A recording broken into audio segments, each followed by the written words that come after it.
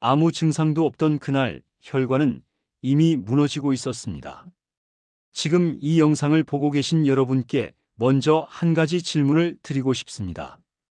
요즘 몸에 특별히 아픈 곳은 없으신가요? 숨이 차거나 가슴이 아프거나 어지럽거나 쓰러질 것 같은 증상은 없으신가요? 만약 그렇다면 많은 분들이 이렇게 생각하실 겁니다. 나는 아직 괜찮은가 보다. 검사는 나중에 받아도 되겠지. 하지만 바로 그 생각이 오늘 이야기의 시작점입니다. 환자분들이 진료실에서 가장 많이 하는 말이 하나 있습니다. 선생님, 정말 아무 증상이 없었어요. 그 전날까지도 멀쩡했습니다. 이 말은 심근경색이나 뇌경색으로 응급실에 실려온 분들 대부분이 공통으로 하시는 말입니다. 혈압도 정상이었고, 당뇨도 없었고, 평소 산책도 하셨던 분들입니다. 그런데도 어느 날 갑자기 쓰러졌습니다. 왜 이런 일이 생겼을까요? 그 이유는 우리 몸속에서 아주 조용히 그리고 아주 오랫동안 진행되는 한 가지 변화 때문입니다. 바로 LDL 콜레스테롤입니다. LDL 콜레스테롤은 아파도 아프다고 말하지 않습니다. 많아져도 신호를 보내지 않습니다. 그저 혈관 안을 떠다니며 조금씩 흔적을 남길 뿐입니다. 많은 분들이 콜레스테롤이라고 하면 조건반사처럼 나쁜 것이라고 생각합니다. 하지만 사실은 그렇지 않습니다. 콜레스테롤은 우리 몸에 꼭 필요한 물질입니다. 모든 세포를 감싸는 세포막의 재료이기도 하고 지방을 소화시키는 담즙을 만드는 데도 필요하며 남성 호르몬과 여성 호르몬, 그리고 생명 유지에 중요한 여러 호르몬의 원료가 되기도 합니다. 콜레스테롤이 없다면 우리는 살아갈 수 없습니다. 문제는 종류와 양입니다. 혈액 검사를 하면 보통 4가지 수치를 보게 됩니다. 총 콜레스테롤, 중성 지방, HDL 콜레스테롤, 그리고 LDL 콜레스테롤입니다. 이 중에서 HDL은 흔히 좋은 콜레스테롤이라고 불립니다. 혈관에 쌓인 기름을 청소해주는 역할을 하기 때문입니다. 반면 LDL 콜레스테롤은 혈관 벽에 들러붙어 문제를 일으키는 주범입니다. 그래서 나쁜 콜레스테롤이라고 불립니다. LDL 콜레스테롤을 이렇게 한번 상상해 보시기 바랍니다. 혈관은 수도관이라고 생각해 보세요. LDL 콜레스테롤은 기름때입니다. 이 기름때가 하루아침에 수도관을 막지는 않습니다. 하지만 매일 아주 조금씩 쌓입니다. 처음에는 물이 잘 흐릅니다. 그러나 시간이 지나면 관 안쪽이 점점 좁아지고 벽은 딱딱하게 굳어갑니다. 이 상태가 바로 동맥경화입니다. 동맥경화는 어느 날 갑자기 생기지 않습니다. 10년, 20년에 걸쳐 아무 소리 없이 진행됩니다. 그러다가 어느 날 갑자기 혈관이 완전히 막히면 그때 우리는 심근경색이라는 이름으로 또는 뇌경색이라는 이름으로 그 결과를 마주하게 됩니다. 그리고 그때서야 비로소 이렇게 말합니다. 미리 알았더라면, 조금만 더 신경 썼더라면. 세계보건기구 WHO는 고지혈증을 고혈압과 당뇨병과 함께 전 세계 사망의 주요 원인으로 명확하게 지목하고 있습니다.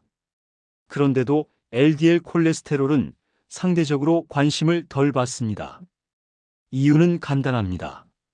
아프지 않기 때문입니다. 불편하지 않기 때문입니다. 당장 생활에 지장이 없기 때문입니다. 하지만 여러분, 가장 무서운 병은 조용한 병입니다. 아프지 않아서 방치되고 느껴지지 않아서 미뤄지는 병. LDL 콜레스테롤은 바로 그런 존재입니다. 오늘 이 영상은 여러분을 겁주기 위한 영상이 아닙니다. 미리 알면 충분히 막을 수 있기 때문입니다. 지금 이 순간부터 혈관을 지키는 선택을 할 수 있기 때문입니다. 이제부터는 LDL 콜레스테롤을 어디까지 낮춰야 하는지, 그리고 왜 그 숫자가 중요한지에 대해 숫자를 통해 하나씩 차분히 이야기해 보겠습니다. 지금까지의 이야기가 여러분 마음 한켠에 조용히 남아있기를 바랍니다. LDL 콜레스테롤, 도대체 얼마까지 낮춰야 할까요? 앞선 이야기에서 LDL 콜레스테롤이 왜 이렇게 조용히 그러나 치명적으로 혈관을 망가뜨리는지에 대해 말씀드렸습니다. 그렇다면 이제 이런 질문이 자연스럽게 떠오릅니다. 그래서 도대체 얼마까지 낮춰야 하나요?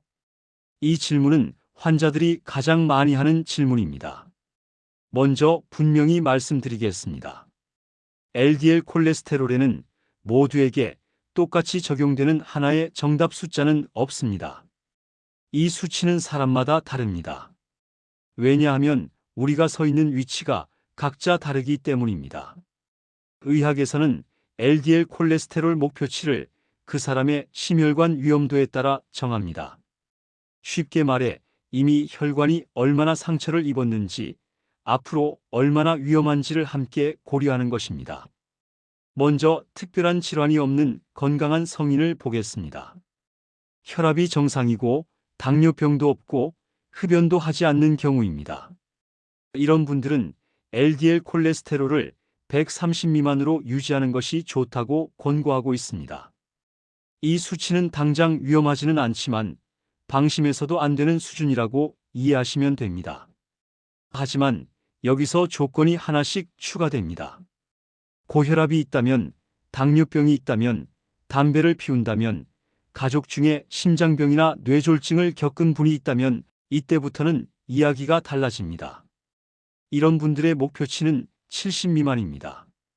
왜냐하면 이미 혈관이 더 취약한 상태이기 때문입니다. 그리고 마지막 단계가 있습니다.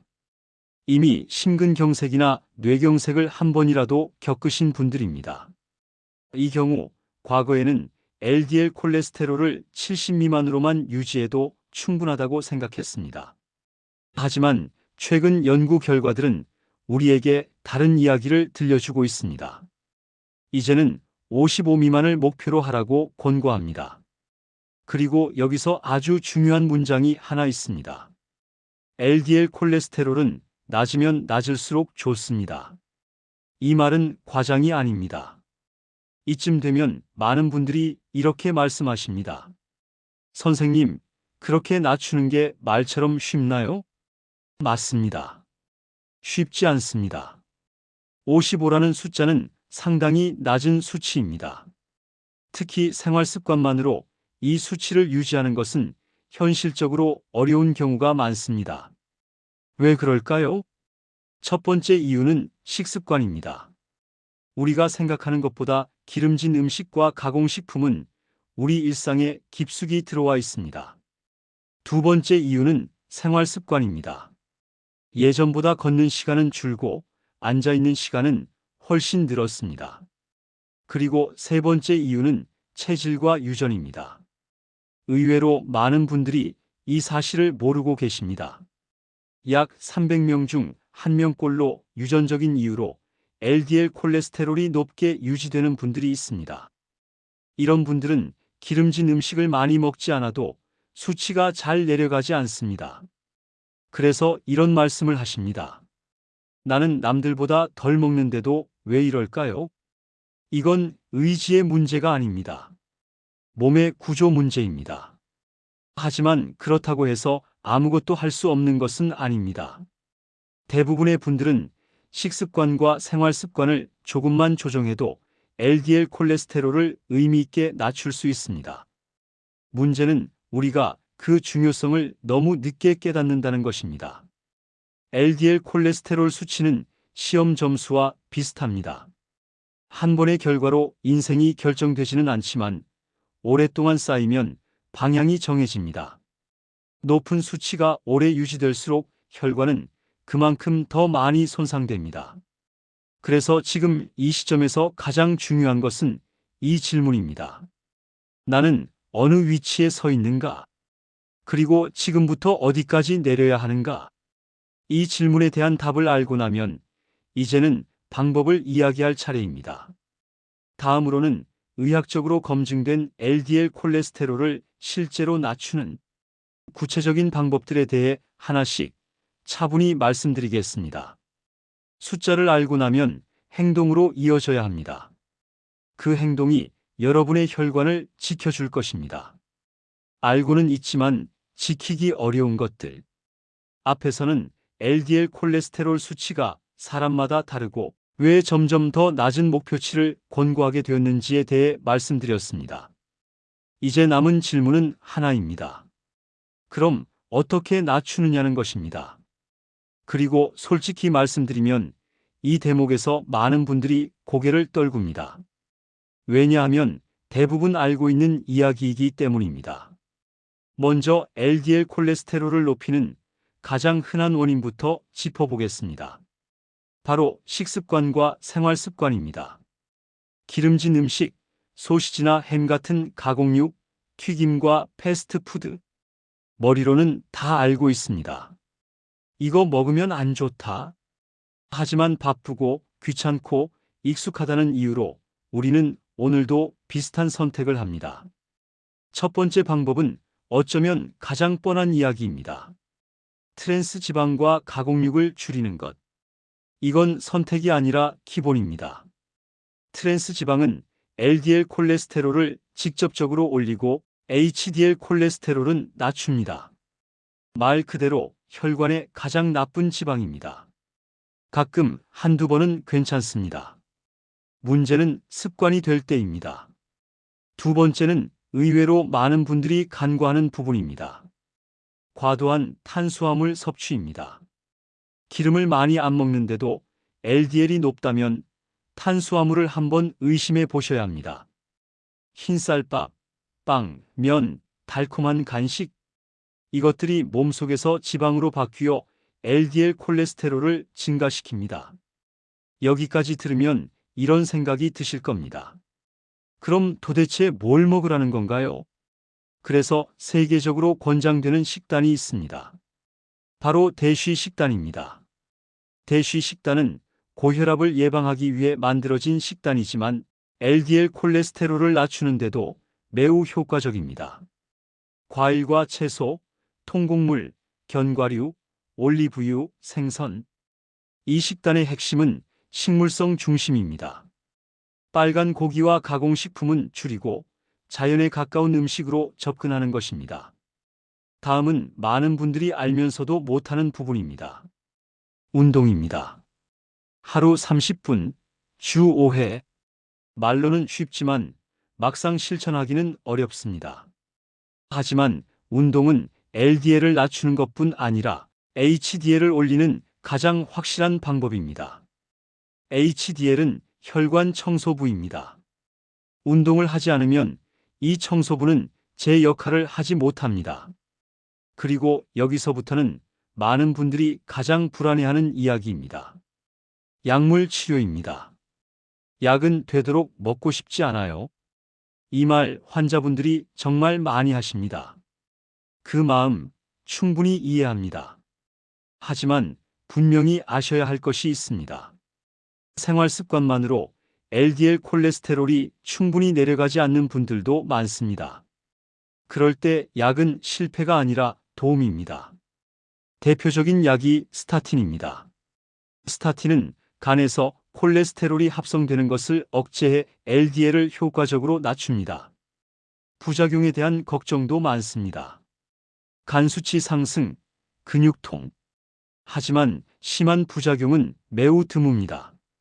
그리고 대부분은 약을 조절하거나 중단하면 원래대로 돌아옵니다.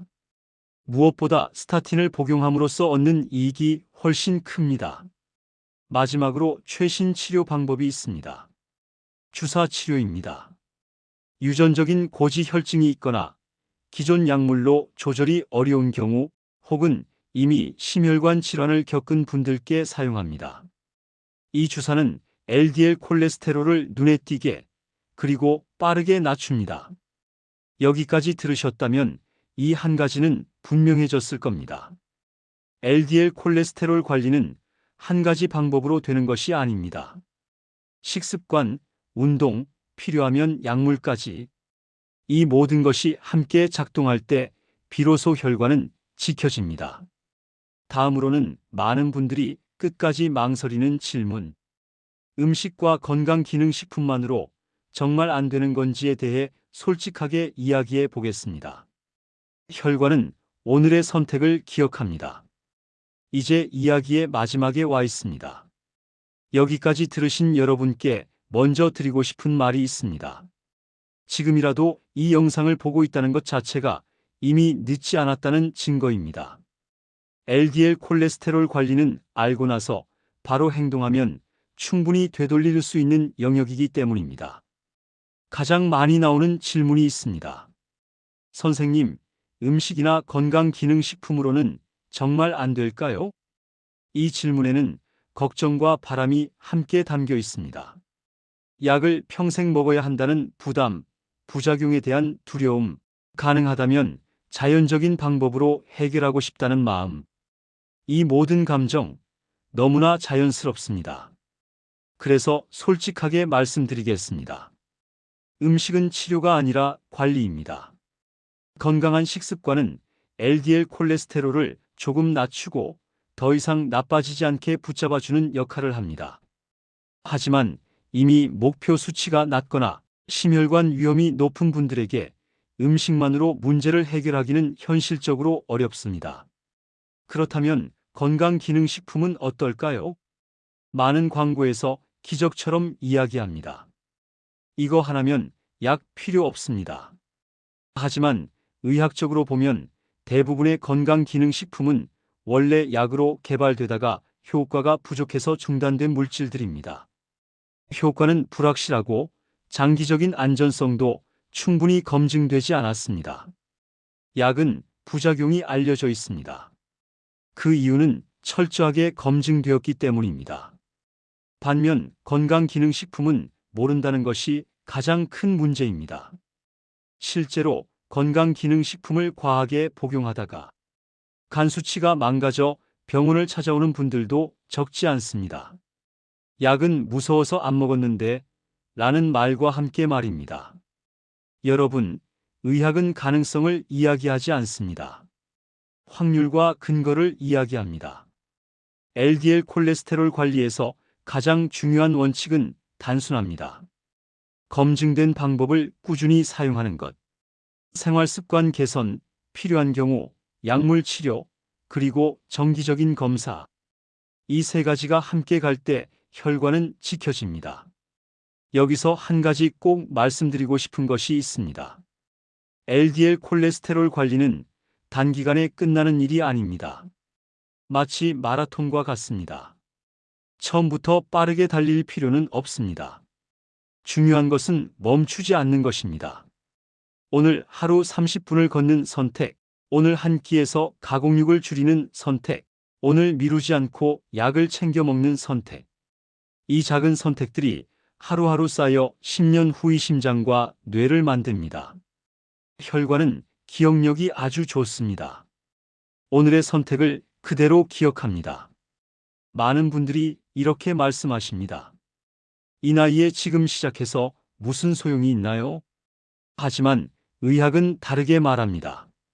지금 시작하는 것이 가장 빠른 시작입니다. 혈관은 생각보다 회복력이 좋습니다. 조금만 환경을 바꿔줘도 분명히 반응합니다. 이 영상의 목적은 여러분을 겁주기 위함이 아닙니다. 선택지를 정확히 보여드리기 위함입니다. 불확실한 희망 대신 검증된 방법으로 몸을 지키자는 제안입니다. LDL 콜레스테롤 관리는 건강을 위한 숙제가 아니라 삶을 오래 편안하게 이어가기 위한 준비입니다. 여러분의 심장과 뇌는 아직 여러분의 편입니다. 오늘부터 조금만 더 관심을 가져주시길 바랍니다. 하루 30분씩 주 5회 꼭 지키시고 건강을 지키시길 바랍니다. 오늘 영상도 많은 도움이 되셨으면 합니다. 구독과 좋아요 부탁드립니다.